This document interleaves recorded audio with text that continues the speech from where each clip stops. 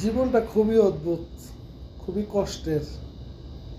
এই কষ্টের জীবন পাড়ি দিতে গিয়ে অনেক ঝড় তুফান আসে উপরে উঠতে গিয়ে।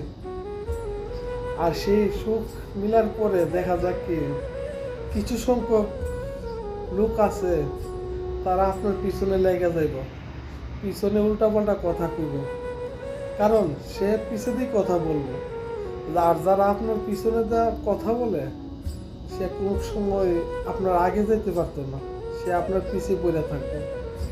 কারণ সে আগে যাওয়ার কোনো চেষ্টাই করে না। তার চেষ্টা হইলো একজন উপর উঠতেছে, একজন ভালো চলতেছে, হ্যাঁ পিছনে দিয়ে আলাপ আলোচনা করা, হ্যাঁ পিছনে দিয়ে খারাপ মন্তব্য করা, এটাই তার পরিচয়, এটাই তার স্বভাব। তাই আসলে সবাই আমরা একজনের পিছনে সমালোচনা না কইরা চলেন আমরা কিভাবে আমরা নিজেরও পরিবর্তন করতে পারি, নিজে নিজে বড় হইতে পারি, এই চেষ্টাই করি।